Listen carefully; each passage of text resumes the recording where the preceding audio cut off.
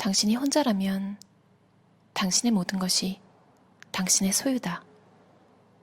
그런데 단 한 명이라도 누군가와 함께 있다면 당신은 절반이 된다. 교제가 늘어날 뿐 당신은 아무것도 할 수 없게 된다. 다시 말해, 만약 당신이 많은 사람과 함께 있으면 있을수록 부자유스러운 인생을 살아가게 된다.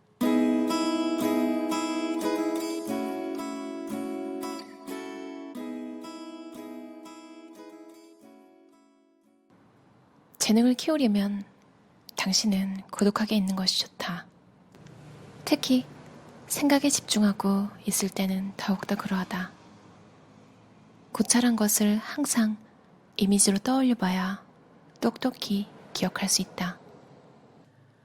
이 내용은 레오나르도 다빈치의 친필 노트 중 하나인 파리 매뉴스크립트 A에 있는 내용인데요. 회화론, 학습법, 대인관계에 대한 내용을 담고 있대요.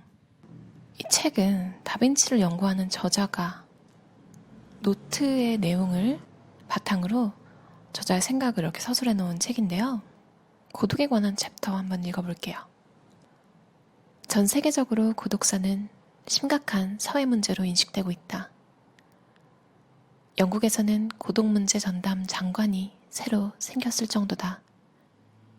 대부분 고독이라는 말을 들으면 외로움이나 외톨이를 포함하는 부정적인 감정을 느끼게 된다.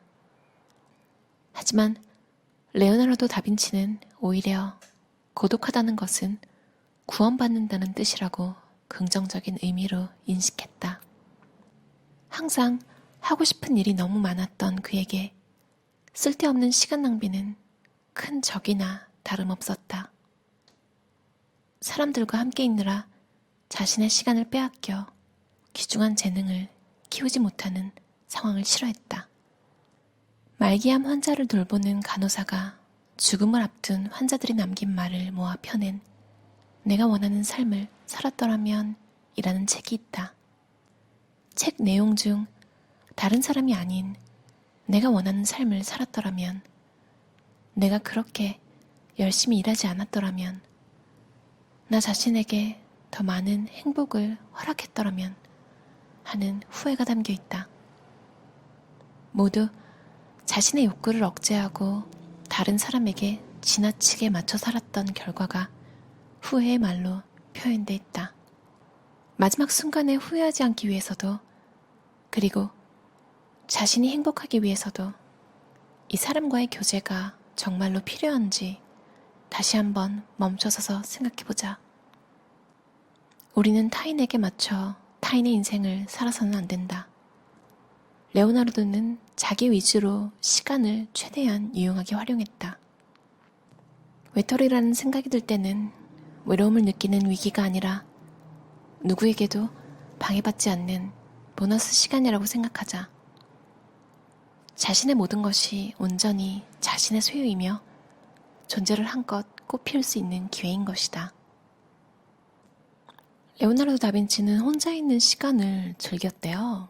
물론 그만큼 공부는 원래 혼자 하는 거잖아요.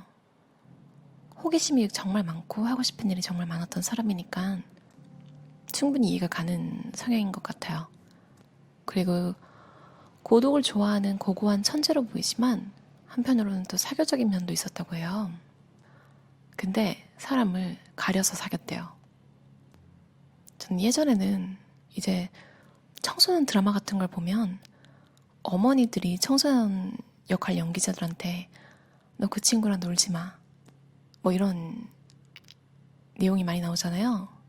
어렸을 때는 그게 무조건 엄마 역할 하는 분이 나쁜 거고 차별하는 게 나쁜 거다. 이제 어릴 때는 반항심에 그런 생각도 많이 했어요. 두루두루 노는 게 열려있는 사고이고 깨어있는 사람이라고 생각했는데요. 점점 삶을 살아오다 보니까 세상의 모든 사람들이 다 좋을 거라고 추측하고 모든 것에 오픈마인드로 사람을 안 가리고 이 사람 저 사람 그냥 다 오픈해버리면 득과 실이 있지만 득보다는 실일 경우가 높은 것 같아요. 그 오픈했던 환경이 어떤지 모르겠지만요. 아마 좋은 환경, 이렇게 사람들이 좀 검증됐다는 말은 잃을 게 있는 사람들이요. 잃을 게 없는 사람들은 무서울 게 없더라고요. 그래서 여러분의 인생을 어떻게 좌지우지할지 모르니까 대화를 했을 때 느낌도 좋지 않고 조금 이상한 느낌이 든다면 이상한 건 이건 정말 빅데이터예요. 살아온 기간 동안 여러분이 좋았던 경험과 상반되는 뭔가 느껴지기 때문에 거부감이 드는 거잖아요. 제일 나쁜 건 여러분이 닮고 싶지 않은 사람과 같이 있으면 그 사람을 은연중에 닮아가요. 그리고 사람은 또 그런 나쁜 일을 당하면 입을 가만히 다물고 있기가 힘들잖아요. 누군가에게 또 그런 얘기를 하게 된단 말이에요. 시간 낭비, 감정 낭비. 그리고 그런 얘기를 하는 모습이 되게 우스워지더라고요. 레오나르도 다빈치는 그걸 알았던 거죠. 아무리 의지가 강한 사람이라도 주위에 휩쓸리기 쉽다는 걸요. 반대로 또 본인의 의지가 약해도 지탱해주는 사람이 있으면 훨씬 더 좋은 모습으로 향상될 수 있다는 걸요. 여러분도 여러분을 신뢰해주고 바람직한 방향으로 이끌어주는 사람들만 남기는 게 좋은 것 같아요. 남긴다는 게 뭐 손절을 다 하라는 게 아니라 이제 나쁜 기분을 불러일으키는 사람들과는 시간을 써주지 않는 거죠. 그들에게 내 시간을 할애하지 않는다. 그 정도만으로 충분한 것 같아요. 타인을 바꿀 수는 없잖아요. 다빈치의 또 다른 친필 노트인 코덱스 애시버넴에 나온 글귀인데요. 당신이 친밀한 관계를 원할 때는 그 사람의 학습 태도를 보고 선택하면 된다. 당신에게 여러 가지를 생각하게 하는 관계는 신뢰가 많다. 그 밖의 인간관계는 모두 유해하다. 또 레오나르도 다빈치의 다른 친필 노트인 코덱스 우르비나스에는 돈 때문에 싫은 일을 해서는 안 된다는 내용이 있었대요. 보면 레오나르도 다빈치도 좀 웃긴 게 다빈치가 밀라노에 있었을 때 프랑스군이 밀라노로 진격해 점령을 했대요. 이제 그 전쟁 때문에 신변의 위협을 느끼고 이사벨라라는 후작 부인이 있는 만토바라는 도시로 갔대요.